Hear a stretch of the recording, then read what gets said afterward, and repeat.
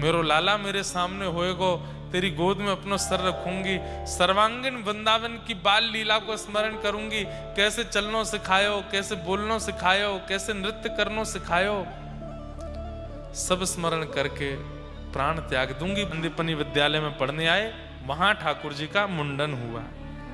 ठाकुर जी की चौड़ी चोटी रखी गई, शिखा धारण की ठाकुर जी ने। वहीं ठाकुर जी को सुदामा नाम के सखा प्राप्त हुए। उनके साथ ठाकुर जी की खूब बढ़िया मित्रता हो गई, सखत्व हो गया। लौट करके ठाकुर जी वापस मथुरा पधारे। वृंदावन की बहुत याद आती है, इतना ठाकुर जी को स्मरण होता है। एक श्रेष्ठ गुरु के पास पढ़ने का अनुमति प्रदान करो। तब वसुदेव जी महाराज ने ठाकुर जी को सांदीपनी उपाध्याय जी से पढ़ने के लिए, तब ठाकुर जी प्रथम बार गुरुकुल पढ़ाए। 11 वर्ष 56 दिन बाद ठाकुर जी गुरुकुल गए पढ़ने के लिए। ठाकुर जी सांदीपनी विद्यालय में पढ़ने आए, वहां ठाकुर जी का मुंडन हुआ। ठाकुर जी की चौड़ी चोटी रखी गई, शिखा धारण की ठाकुर जी ने। वहीं ठाकुर जी को सुदामा नाम के सखा प्राप्त हुए। उनके साथ ठाकुर जी की खूब बढ़िया मित्रता हो गई, सखत्व हो गया। लौट करके ठाकुर जी वापस मथुरा पधारे। वृंदावन की बहुत याद आती है, इतना ठाकुर जी को स्मरण होता है। आज भगवान ने उद्धव को भेजा, जाओ वृंदावन जाकर के ब्रजवासियों को समझा दो, वो याद करना बंद कर देंगे तो मैं ठीक हो जाऊंगा। उद्धव जी ने जाकर के वृंदावन वासियों को समझाया, शाम तक की कह के गए। 6 महीना में लौट के आए। 6 महीना बाद ठाकुर जी ने उद्धव को वहीं व्रज का दर्शन करा दिया। उद्धव जी महाराज बोले, मुझे क्यों भेजा था आपने वृंदावन? ठाकुर जी बोले, क्योंकि अब मुझे व्रज भी छोड़ना पड़ेगा। पहले तो वृंदावन छोड़ा, अब व्रज छोड़ना पड़ेगा, मथुरा से जाना पड़ेगा, तो किसी रूप में व्रज मेरे साथ चले, इसलिए मैंने तुमको वृंदावन भेजा। अब तुम व्रज बन गए हो, तुम्हारे रोम रोम में वृंदावन की महक है, तुम्हारी बातों में वृंदावन के शब्द हैं। अब द्वारिका लीला में मुझे जब भी वृंदावन का स्मरण होगा, मैं तेरे से बात कर लूंगा, क्योंकि तेरे अंदर वृंदावन है, तेरे अंदर व्रज है। इसलिए उद्धव मैंने तुझे वृंदावन भेजा, ताकि गोपी और श्री राधा रानी तेरे व्रज का निर्माण कर दें। काल नेमी ने आक्रमण कर दिया। यहां पर कंस के ससुर ने 16 बार मथुरा पर आक्रमण किया, 16 बार भगवान ने हरा दिया। 17वीं बार जब आक्रमण किया तो भगवान विश्वकर्मा को आज्ञा किए, नई नगरी बनाओ। क्यों? क्योंकि ये ब्राह्मणों को अनुष्ठान पर बैठा के आए हैं कि हम हारें, और अगर हम नहीं हारे तो ये ब्राह्मणों को मरवा देंगे। उनकी रक्षा के लिए, गौ की रक्षा के लिए तो हम आए हैं। विश्वकर्मा से नई नगरी बनवाई, जिसका नाम हुआ द्वारिका। और जैसे ही आक्रमण हुआ मथुरा के ऊपर, भगवान ने दाऊ दादा का हाथ पकड़ा और युद्ध करते करते ठाकुर जी ने समय पाया, मौका पाते ही ठाकुर जी रण छोड़ करके भाग गए। बोले रण छोड़ राय भगवान की। रण छोड़ करके ठाकुर जी द्वारिका भागे। आज भी गुजरात में श्री रण छोड़ राय भगवान का सुंदर दर्शन होता है। ये तो रामदास बोढ़ाना करके एक भक्त हुए, उनके साथ रण छोड़ राय यहां पधारे। मूल रणछोड़ राय तो द्वारिकाधीश जी हैं, और ये वही द्वारिकाधीश जी द्वारिका से आए हैं जो रणछोड़ में विराजमान। मधुर कथा है, बहुत विस्तृत है, सुनाई है हमने, आप सुन लेना उसको। भगवान द्वारिका में विराजमान हो गए। रेवत राजा की पौत्री, पुत्र की बेटी रेवती, उसके साथ में बलराम जी का विवाह हुआ। ठाकुर जी के विवाह की बारी आई। कहां करें विवाह, कैसे करें विवाह? तब नारद जी को यह काम सौंपा देवकी मैया ने। बोले लाला के काजे सुंदर सी छोरी ढूंढो। नारद जी महाराज जगह जगह भ्रमण करके ढूंढते हैं कि हमारे द्वारिकाधीश के लिए कौन सुंदर कन्या है। तभी भ्रमण करते हुए पहुंचे कौंडन्यपुर महाराष्ट्र में, और वहां भीष्मक राजा को एक दिन खेत में खेती करते हुए, कुछ पुष्प लगाते हुए, वहीं भूमि पर एक कन्या प्राप्त हुई, भूमिजा, और उनका नाम रखा रुक्मणी। इनके बड़े 5 भाई भी हैं, रुक्मणी जी सबसे छोटी है।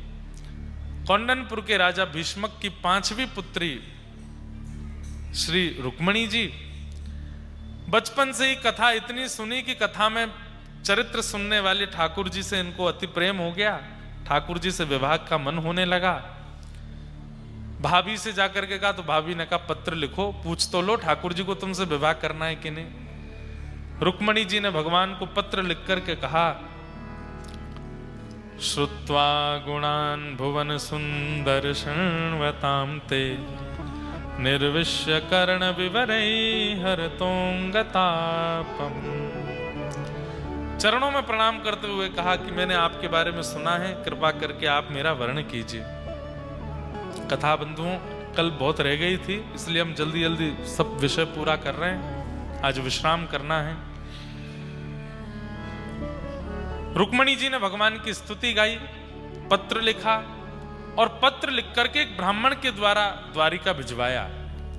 ब्राह्मण ने जैसे ही पत्र जाकर के ठाकुर जी को दिया, ठाकुर जी ने पत्र पढ़ते ही ब्राह्मण देवता से कहा चलो। बोले कहां? जहां से पत्र लाए हो लेके चलो हमको।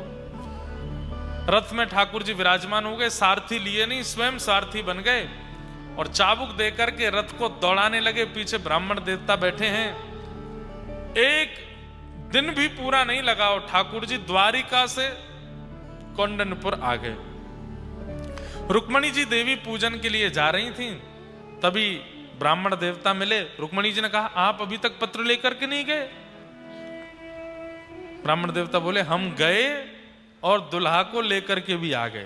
बोले इतनी जल्दी? द्वारिका तो इतनी दूर है। बोले आप जितनी व्याकुल थी उनसे ब्याह करने के लिए, आपसे ज्यादा तो हमको लगा कि वो व्याकुल है। उनने तो पत्र पढ़ते ही घर में भी किसी को नहीं बताया, सीधे रथ में हमको बैठा के लिए आए हैं ब्याह करने के लिए। कहाँ हैं? बोले ब्रह्मा जी से श्रृंगार करवा रहे हैं अपना। मंदिर के पीछे ठाकुर जी को श्रृंगार है, रो ब्रह्मा जी श्रृंगार कर रहे हैं ठाकुर जी का। अभी तक रुक्मणी जी ने ठाकुर जी को देखा नहीं है।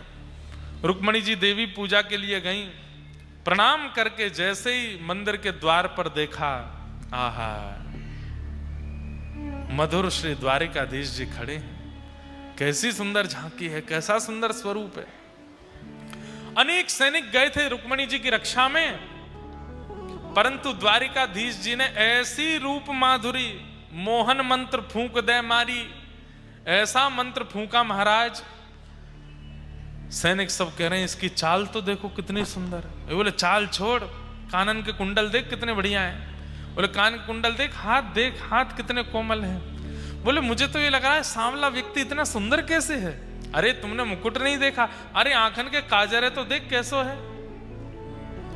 सब ठाकुर जी की चाल पर, धाल पर, सब पे मोहित हो गए। इतने में ठाकुर जी गए, रुक्मणी जी को अपने अंक में भर लिया, लेकर के रथ पर बिठाया, हरण करके भाग गए, कोई रोका नहीं। जब रुक्मणी जी का हरण हो गया, हल्ला हुआ, रुक्मणी जी कहां है, रुक्मणी जी कहां है, ढूंढो ढूंढो ढूंढो। सब जगह खोजा, नहीं मिले। तब एक सैनिक बोला मैं बताऊं? बोला हाँ। बोले जिसके तुम चाल ढाल आदि सब देख रहे थे वो लेके भाग गया, मेरे सामने लेके गया। सब ने उस सैनिक को पकड़ लिया। तैने क्यों नहीं रोका?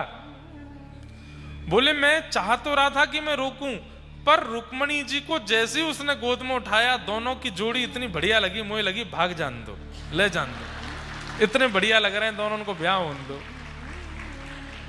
ऐसी ठाकुर जी की रूप माधुरी। महाराज महाभारत युद्ध में शस्त्र नहीं उठाया ठाकुर जी ने, केवल अपने रूप माधुरी से ही सबके वध करते चले गए। गाते हैं हम वृंदावन में, जादू भरी तेरी आंखें जिधर गई, जादू भरी तेरी आंखें जिधर गई, जादू भरी तेरी आंखें जिधर गई,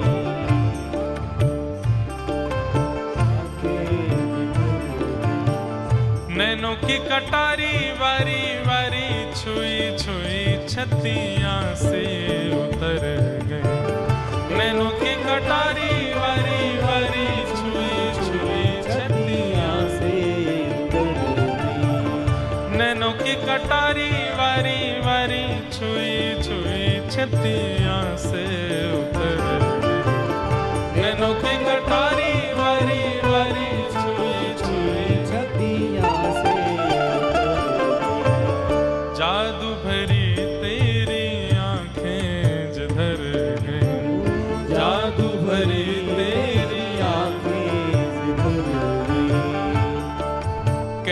अभिप्राय क्या है? हे ठाकुर जी, तुमने जहां कहीं भी नजर घुमा के देखा, नैनों की कटारी वारी वारी छुई छुई छतियां सी उतर गई। मानो ऐसा लगा कि किसी ने खंजर खोप दिया हो, लेकिन हृदय के बिल्कुल बगल से निकली है, प्राण नहीं निकले। नेत्र देखकर की स्थिति क्या हो रही है? अब पल पलक टरत नहीं तारे, अब पल पलक टरत नहीं तारे, अब पल पलक टरत नहीं तारे, अब पल पलक टरत नहीं तारे। नैनों की कटारी छुई मुई कर गई, नैनों की कटारी छुई मुई हाँ, नैनों की कटारी छुई मुई सी कर गई, नैनों की कटारी छुई मुई सी कर गई। जादू भरी तेरी आंखें जिधर गई, जादू भरी तेरी आंखें जिधर गई, ओ जादू भरी तेरी आंखें जिधर गई, जादू भरी तेरी आंखें जिधर गई, ओ जादू भरी तेरी आंखें जिधर गई, जादू भरी तेरी आंखें जिधर गई, हाँ, जादू भरी तेरी आंखें जिधर गई, जादू भरी तेरी आंखें जिधर गई। नेत्रों की ऐसी स्थिति महाराज की सब देखते रह गए। रुक्मणी जी का हरण करके ठाकुर जी ले गए द्वारिका में जाकर के, फिर दोबारा कौंडन्यपुर रुक्मणी जी को भेजा, फिर ठाकुर जी का विवाह उत्सव हुआ। कल हम लोगों ने उसका अनुभव किया ही। बंधुओं, कथा के विश्राम में कुछ विशेष प्रसंग हैं, उन सबको हम श्रवण कर लें थोड़ा सूक्ष्म सूक्ष्म रूप से। सब लोग बहुत ध्यान से विराजो। भगवान का विवाह रुक्मणी जी के साथ में संपन्न हुआ। तत्पश्चात दूसरा विवाह ठाकुर जी का श्री जाम्बती के साथ में, तीसरा विवाह सत्यभामा के साथ, चौथा विवाह कालिंदी के साथ। इस प्रकार भगवान के अष्ट प्रमुख विवाह और 16,100 अलग विवाह हुए। ये 16,108 कौन हैं? भगवान के द्वारा प्रकट की गई प्रकृति। प्रकृति ही अष्ट रूप में आई है। पृथ्वी, अग्नि, जल, वायु, आकाश, मन, बुद्धि और अहंकार, ये भगवान की अष्ट पटरानियां हैं। तत्पश्चात 16,100 ये वेद की ऋचाएं हैं जिनसे ठाकुर जी ने विवाह किया है। कोई स्त्री पुरुष ठाकुर जी का नहीं होता। ठाकुर जी जिससे विवाह करते हैं, जिसको स्वीकार करते हैं, अपनी बनाई हुई प्रकृति को ही ठाकुर जी स्वीकार करते हैं। भगवान के इस प्रकार 16,108 ब्याह हुए। एक साथ सबके साथ ठाकुर जी ने वर्ण किया। 16,108 भवनों का निर्माण करा करके भगवान ने सबको प्रदान किए, और एक एक भवन में ठाकुर जी अलग अलग रूप धारण करके रहते हैं। एक ही श्री कृष्ण अलग अलग रूप बना करके सब भवनों में निवास करते हैं। नारद जी महाराज भगवान की दिनचर्या का दर्शन करने के लिए आए। देख करके हैरान रह गए कि 16,108 पत्नियों के साथ ठाकुर जी 16,108 रूप धारण करके रहते हैं। देख करके नारद जी आनंदित हो गए, प्रणाम किया। जो लोग अपने सुख के लिए ठाकुर जी पर कभी कभी प्रश्न उठा लेते हैं कि भगवान ने इतने ब्याह किए, हम पर भी कृपा हो जाए तो क्या बुराई है, या कृपा ना भी हो तो एक से विवाह, एक से प्रेम। आजकल तो बहुत भयंकर युग आता जा रहा है, जाने क्या क्या चल रहा है संसार में। कभी कभी हम यूनिवर्सिटीज में जाते हैं, बच्चों की वहां कुछ प्रश्नोत्तरी जैसी होती है, उसमें जब बैठ करके उन लोगों से बात करते हैं, हे भगवान, संबंधों के कैसे कैसे अंग्रेजी में नाम बोलते हैं वो। एक जगह दिल्ली यूनिवर्सिटी में गया था मैं, तो हमको बोले महाराज जी, अब मेरे को तो याद भी नहीं है वो क्या नाम बोले थे उन्होंने।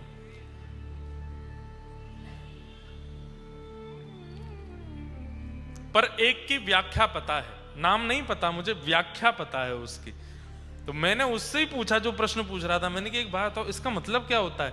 बोले इसका मतलब ये होता है महाराज जी कि हम किसी के साथ हैं पर हमारा कोई कमिटमेंट नहीं है कि हम दोनों ब्याह करेंगे, पर हम संगे ही रहेंगे, संगे ही खाएंगे, संगे ही। मैंने कि वाह, ये भी होता है? बोले कि हाँ महाराज जी ये तो चलता है। मैंने कहा और कौन सा है? बोले एक और होता है महाराज जी, उसमें हम किसी के साथ हैं पर एक एक्स्ट्रा और हमने रखा हुआ है, उसको भी पता है कि हम किसी के साथ हैं और हम जिसके साथ है उसको भी पता है कि इसका एक एक्स्ट्रा और है, अगर मुझसे बात नहीं बनी तो वो आ जाएगा। मैंने कि भैया तुम्हारे हाथ जोड़ू, तेरे पाँव पूजू, बैठ जा भैया, मुझसे मत पूछ। मैंने कहा ये कहां से आई है ये सारी चीजें? बोले ये तो प्रचलित हो गई है भारत में।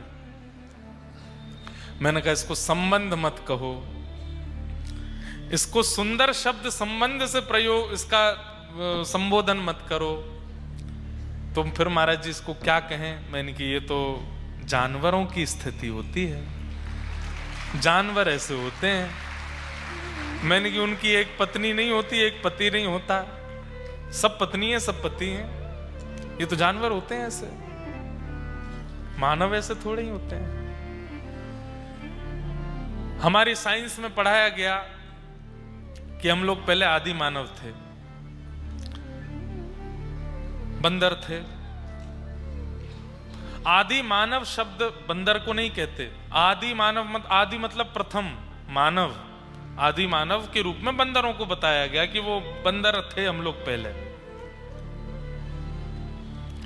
हमें कभी कभी ऐसा लगता है कि इसके दो रूप हो सकते हैं।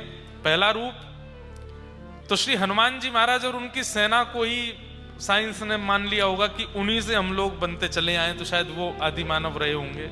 पर दूसरी बात हमको ये लगती है, भागवत जी के अनुसार प्रथम मानव स्वयंभू मनु हैं, जो कि मानव ही हैं। पर हमें ऐसा लगता है कि हम आदि मानव वानर थे नहीं, कुछ समय बाद बन जाएंगे, निर्वस्त्र रहने लग जाएंगे, निर्वस्त्र डोलने लग जाएंगे, किसी को भी पत्नी बना लेंगे, किसी का भी खा लेंगे, कहीं भी बैठ जाएंगे, किसी के साथ भी रह लेंगे, कुछ भी करने लग जाएंगे। आजकल धीरे धीरे ये हो रहा है, लोगों में ये प्रचलन आ रहा है, वस्त्र छोटे होते जा रहे हैं, फटे पुराने वस्त्रों को फैशन मान लिया गया है। धीरे धीरे वो बिना वस्त्रों के घूमना भी एक स्वतंत्रता हो जाएगी, मानवीय स्वतंत्रता है। कोर्ट में केस लड़ा जाएगा, हमें वस्त्र नहीं पहनने, कोर्ट इसकी इजाजत दे। और एक समय आएगा, लेकिन भगवान की कृपा से तब तक हम लोग जीवित नहीं रहेंगे, हम लोगों के बाद ही होगा ये सब। और कोर्ट इस बात को प्रस्तावित कर देगा कि लॉ बन गया है कि वस्त्र पहनना अब आवश्यक नहीं है। बानर थे नहीं, पर हो सकता है कि बन जाएं कुछ समय बाद। तो ये विकृति आती जा रही है संसार में।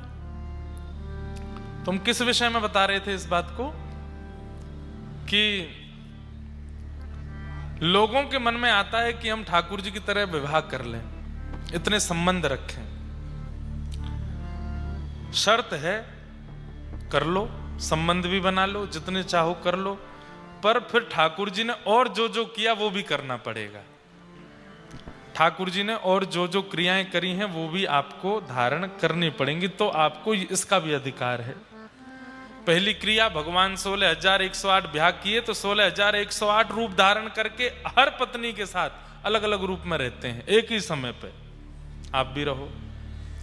दूसरा, 6 दिन के ठाकुर जी ने विष पिया था पूतना के पयोधर का, एक बूंद अपनी जीभ पर रख लीजिए, अगर जीवित बच गए तो 5 ब्याह हम करा देंगे आपके।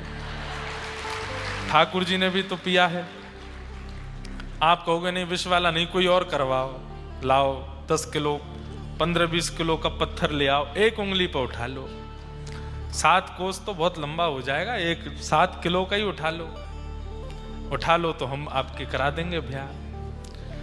हमें जहां अपना मन की बात, ये आजकल के युवा बहुत कुछ करने लगे हैं। श्री किशोरी जी और ठाकुर जी की लीलाओं को सुनकर के किस तरीके से उनको प्रस्तुत करते हैं, नहीं।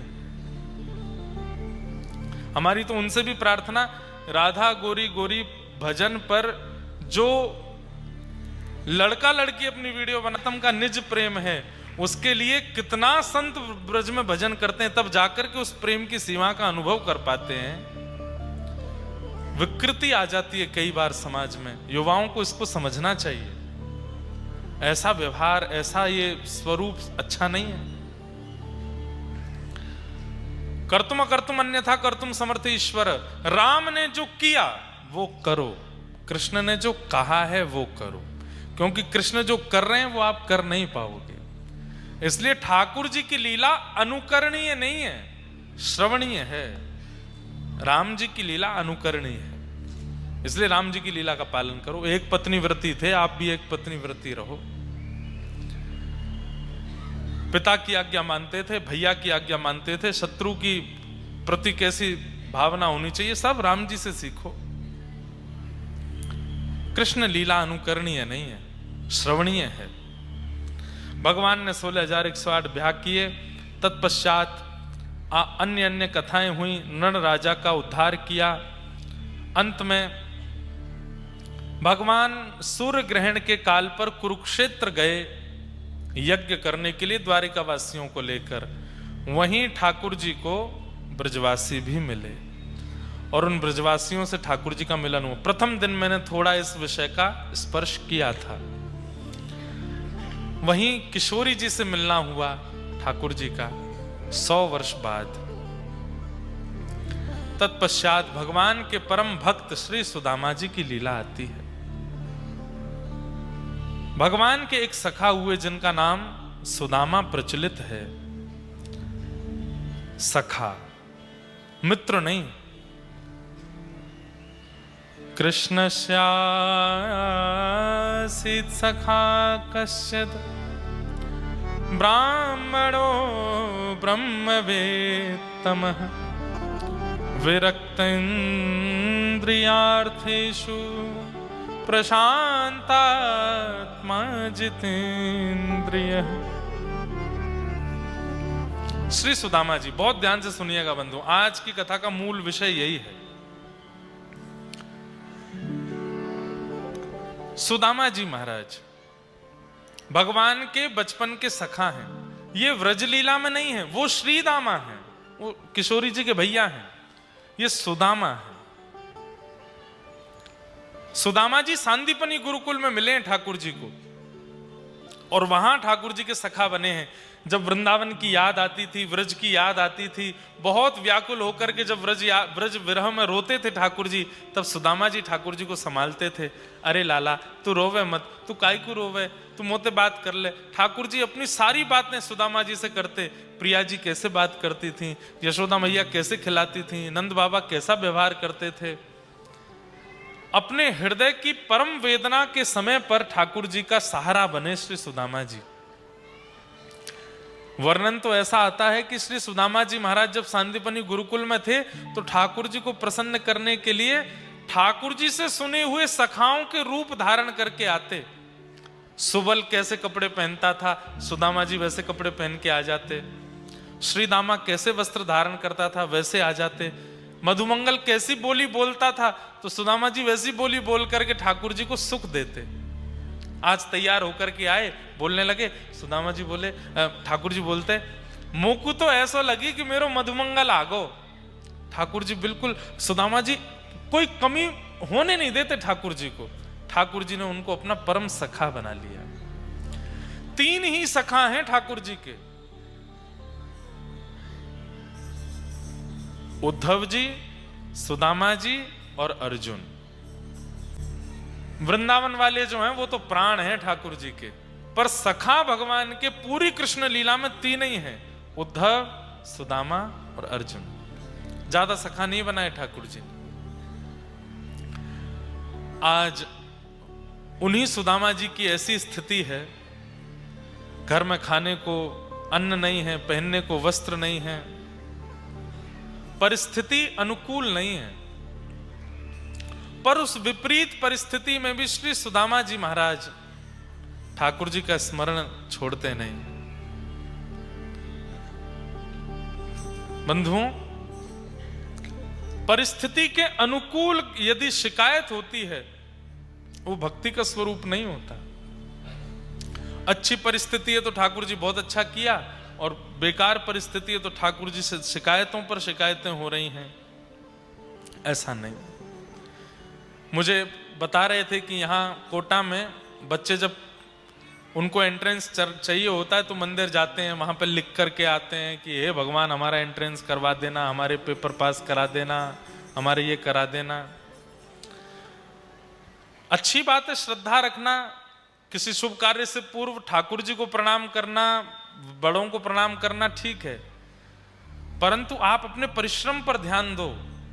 खूब मन लगा करके अध्ययन कीजिए, और खूब मन लगा करके अध्ययन करने के बाद ठाकुर जी के पास जाओ, नाथ मैंने सब याद किया है, मैंने खूब अध्ययन किया है, आप बस कृपा करना मैं उस समय दुर्बल ना हो जाऊं। जब प्रश्न पत्र मेरे सामने आए उस समय मुझे सब स्मृति में आ जाए, मैं एक्साइटमेंट में या भय में कुछ भूल ना जाऊं, ऐसी कृपा करना नाथ। ये मांगो, ठाकुर जी से ये मत कहो कि नाथ छुट्टियां बहुत मारी, पढ़ाई लिखाई तो करी नहीं, प्रेम व्रेम हो गया था हमको तो उसी में ही लगे रहे, अब फाइनल एंट्रेंस का समय आया है, हे नाथ कुछ कृपा कर देना, पेन में थोड़ी शक्ति जादू सा कर देना। कुछ नहीं होगा। ठाकुर जी भी फल उसी को देते हैं जिसने श्रम किया हो, जिसने परिश्रम किया हो। परिश्रम देखते हैं ठाकुर जी। परिश्रम करिए बंधुओं, और यहाँ के जितने भी बालक हैं खूब परिश्रम करो, आपके लिए परिश्रम ही भजन है। ठाकुर जी आपको फल प्रदान करेंगे, दुखी मत होइए। आपने परिश्रम किया उसके बाद भी सफलता नहीं मिली, पता है कई बालक मजबूर परिवार से आते हैं, ऐसे परिवारों से आते हैं कि वो बालक ही उनकी उम्मीद है, फिर भी वो सफल नहीं हो पाते। उनको बिल्कुल निराश हताश होने की आवश्यकता नहीं है। ठाकुर जी ने कुछ भला सोच के रखा होगा, प्रयास करते रहो, और नहीं तो ये पद गा लिया करो, व्रज के नंद लाला राधा जी के सांवरिया, सब दुख दूर हुए जब तेरा नाम लिया। व्रज के नंद लाला राधा जी के सांवरिया, सब दुख दूर।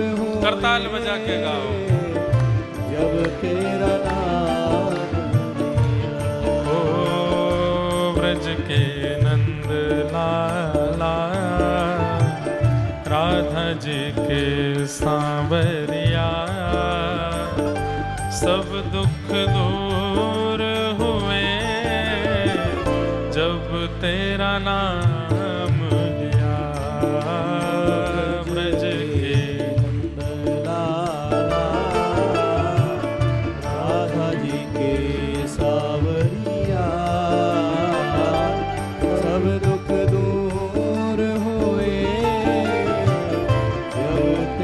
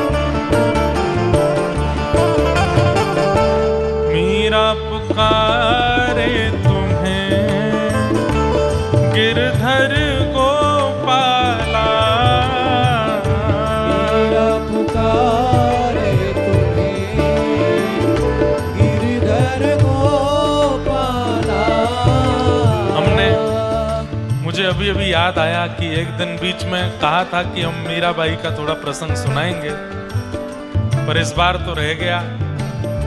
अगली बार जब कोटा आएंगे तो मीरा चरित्र सुनाएंगे जरूर। आप लोग हमारी तरफ से बाई साहब को प्रणाम करना। अभी चंडीगढ़ में कथा थी, वहां मीरा चरित्र पर ही 7 दिन कथा रही, लेकिन इस बार इतना विस्तार नहीं कर पाए उस भाव का, पर अभी मीराबाई को वैसे ही प्रणाम कर लेंगे। मीरा पुकारे तुम्हें गिरधर गोपाला, मीरा पुकारे तुम्हें गिरधर गोपाला, ढल गया अमृत में विष का भरा प्याला, बन गया अमृत में विष का भरा प्याला, ओ विष का भरा प्याला, कौन डुबाए उसे जिसे तूने राख लिया, सब दुख दूर हुए जब तेरा नाम लिया,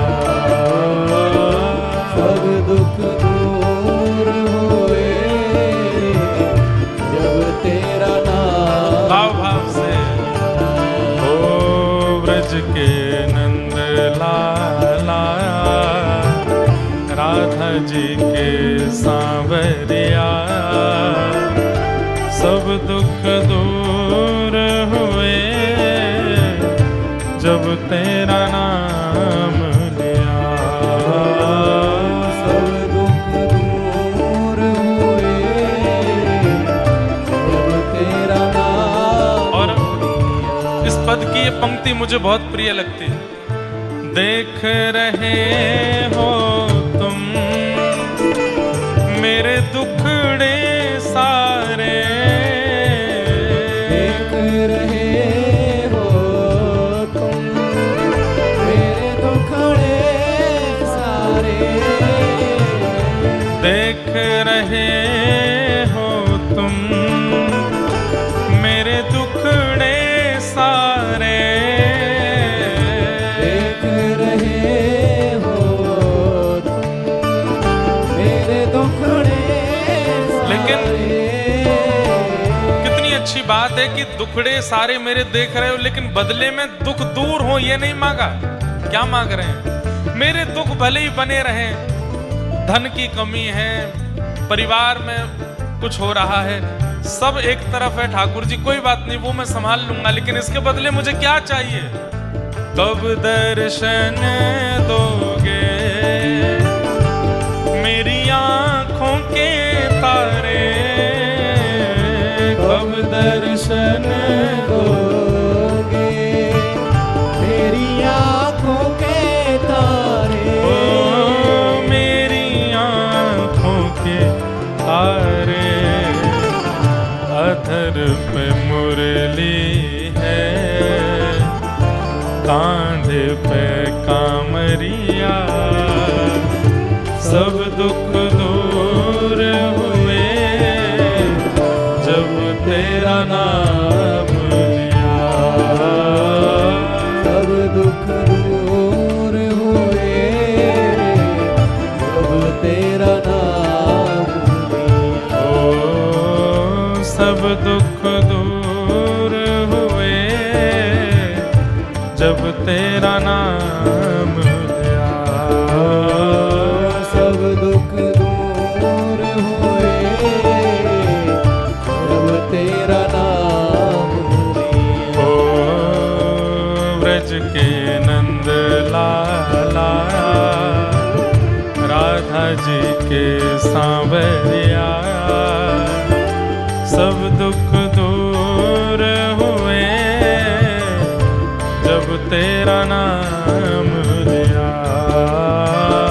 सब दुख दूर हुए जब करताल बजा के गाओ, गोविंद मेरो है गोपाल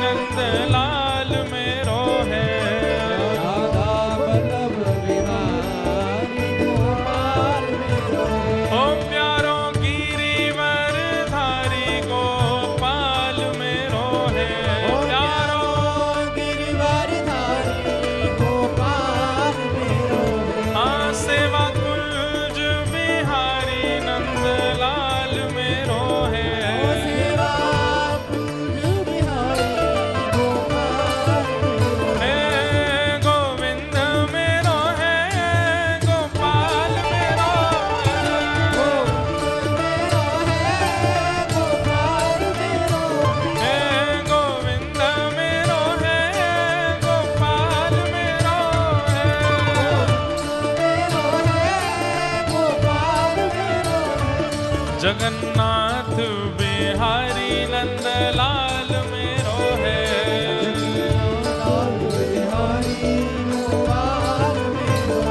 द्वारिकानाथ बिहारी गोपाल मेरो है।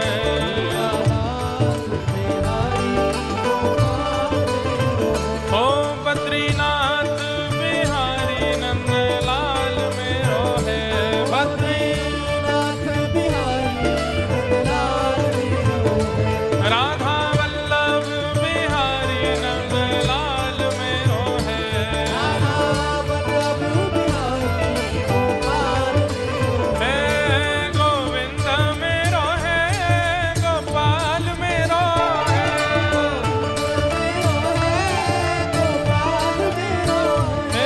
गोविंद मेरो है, गोपाल मेरो है।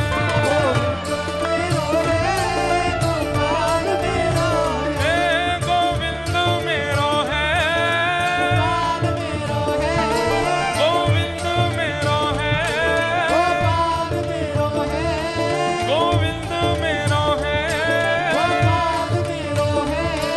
गोविंद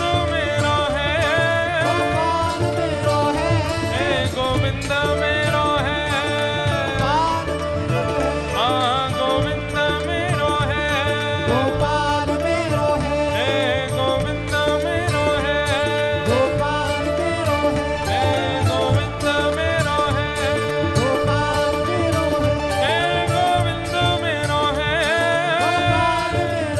गोविंद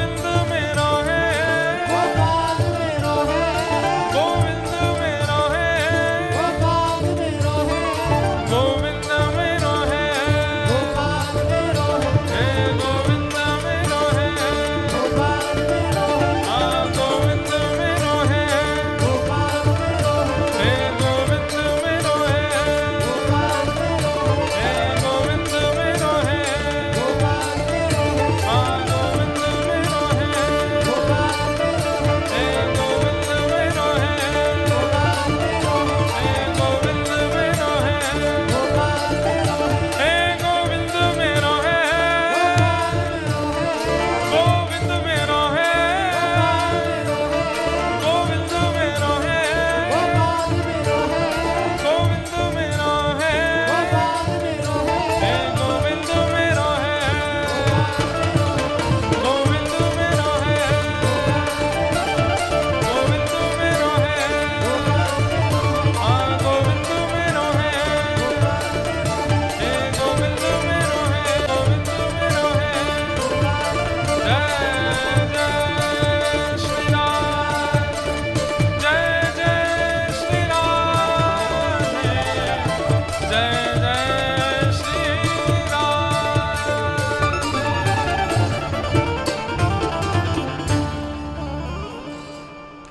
सब दुख दूर हुए जब तेरा नाम लिया। सब दुख दूर हुए जब तेरा ऐसे श्री सुदामा जी महाराज ठाकुर जी का स्मरण करते हैं। हर स्थिति में ठाकुर जी के स्मरण में रहते हैं। जीवन में आने वाले संकट काल सब सुदामा जी महाराज को सुखदायी लगते हैं।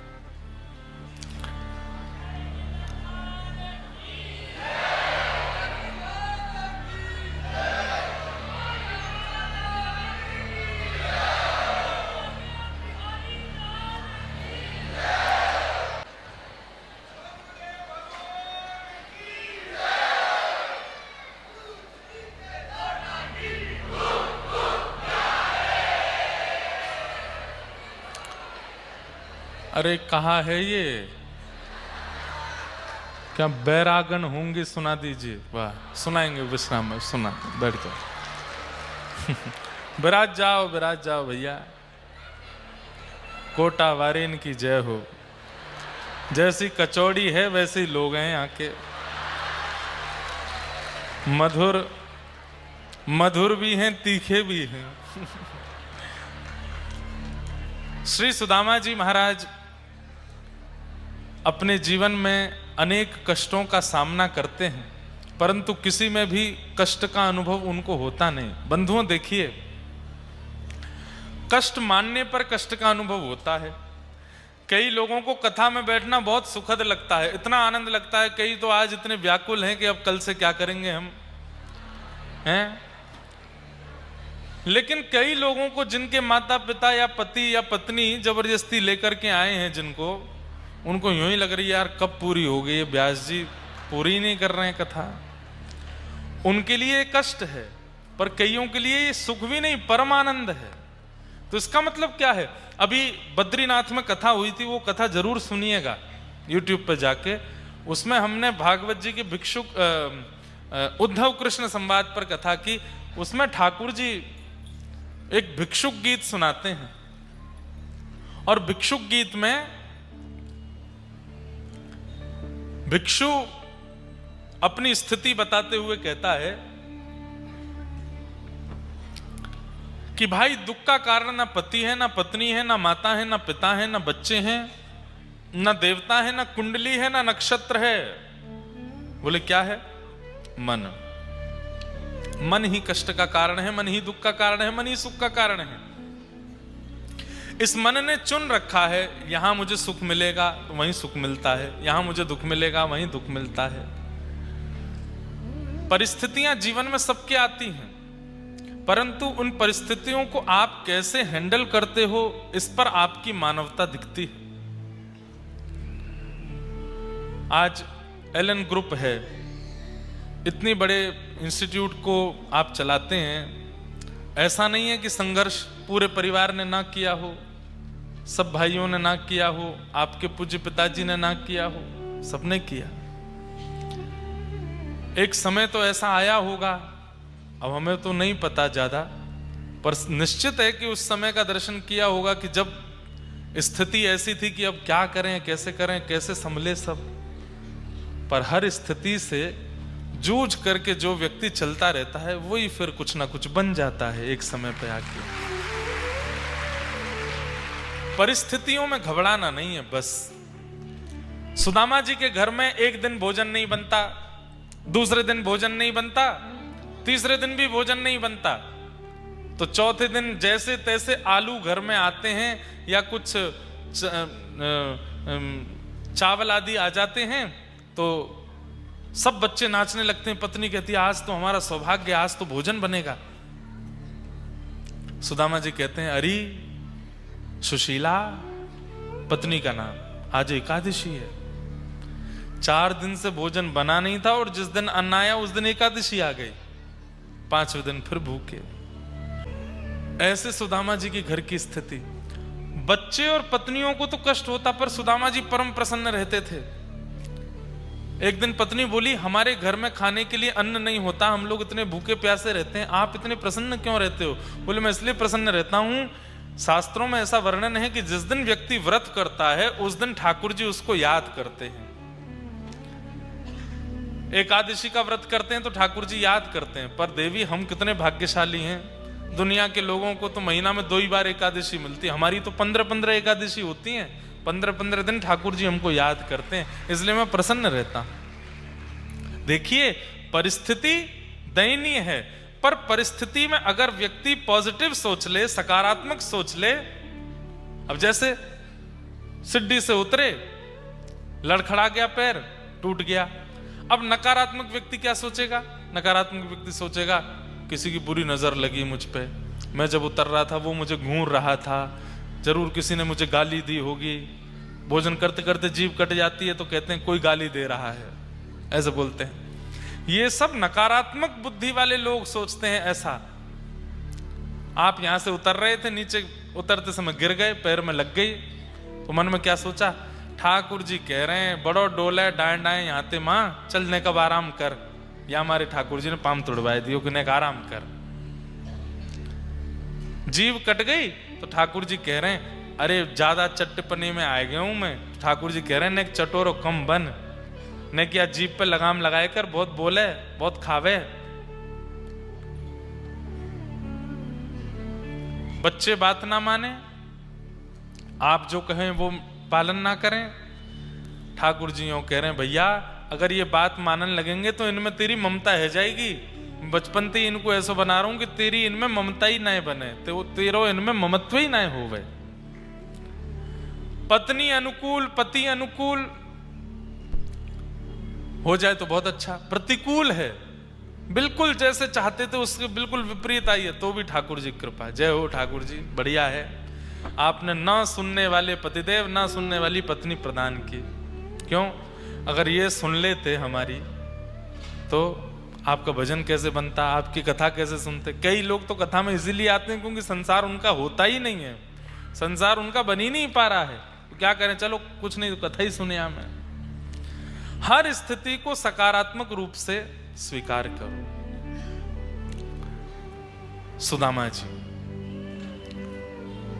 आज पत्नी को पता चला कि इनके बचपन के सखा कृष्ण हैं, तो जिद करने लगी मिलने जाइए ना। नहीं नहीं देवी मैं नहीं जाऊंगा। क्यों? आप तो इतना भजन करते हो, उनका मिलने जाने में क्या दिक्कत है?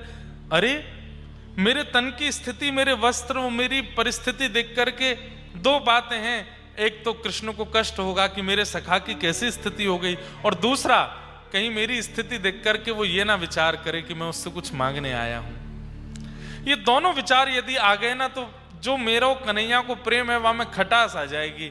या हमारे मैं कन्हैया के पास ना जा रहा हूं, मैं तो दूर से ही वाकू याद कर लूंगा। अयम ही परमो लाभो उत्तम श्लोक दर्शनम। सुदामा जी कहते मैं तो रोज नेत्र बंद करके लाला को दर्शन करूं, पास में जावे की आवश्यकता कहां है। सुशीला जी बोली आप अपने लिए विचार कीजिए। अरे सखा है वो आपके, कभी ऐसा नहीं करना चाहिए किसी को सखा बनाए फिर मिलो जिलो ही ना, एक बार तो जाना चाहिए, जाइए ना। देवी एक बात और है मेरे मन में। क्या? मैं जाऊं तो खाली हाथ कैसे जाऊं? हमारे घर में तो कुछ है नहीं देने लायक, और मित्र के यहां, वैद्य के यहां, पुत्री के विवाहित हो जाने के बाद उसके घर, गुरु के घर खाली हाथ नहीं जाते, कुछ लेके जाना चाहिए। सखा के यहां खाली हाथ कैसे जाऊं? सुशीला गई, कुछ घरों से कुछ चावल मांग लाई, एक पोटली बना दिया, जानबूझ करके अलग अलग घर से लेकर के आई। चाहती तो एक ही घर से पोटली बन सकती थी, जानबूझ करके लेके आई कि अलग अलग चावल होंगे तो कृष्ण देखेंगे तो उन्हें पता चल जाएगा कि एक भी सुदामा के नहीं है। फटी पोटली में धर दिए। मन तो नहीं है सुदामा जी का, लेकिन जिद करके सुशीला जी ने भेज दिया। बंधुओं, एक ही गुरु के दो शिष्य, एक कृष्ण एक सुदामा, एक सोने की नगरी द्वारिका के राजा और एक टूटी हुई झोपड़ी में रहने वाले सुदामा। ऐसा क्यों? क्या गुरु कृपा में कोई कमी है? नहीं, गुरु कृपा में कोई कमी नहीं है। भृगु ऋषि आए थे एक बार सांदीपनी गुरुकुल में भिक्षा मांगने के लिए, और तभी गुरु मां थी घर गुरुकुल में। उन्होंने मन में विचार किया कि ये तो ऋषि हैं, इनको तो सब जगह से भिक्षा प्राप्त हो जाएगी, पर गुरुकुल में जो सामग्री है वो तो बच्चों के लिए है, विद्यार्थियों के लिए है। तो उन्होंने ऐसा कह दिया, गुरुदेव आज कहीं, ऋषि तो वहां से चले गए, लेकिन दिव्य दृष्टि से देखा इतना बड़ा गुरुकुल सांदीपनी जी का, और यहां पर भिक्षा देने के लिए कुछ भी नहीं है। तुरंत दिव्य दृष्टि से देखा तो कुछ चनों की पोटलियां दिखी, जो कि गुरु मां ने कृष्ण सुदामा के लिए रखी थी कि दोनों वन में जाएंगे लकड़ी तोड़ने के लिए, तो भूख लगेगी तो पालेंगे।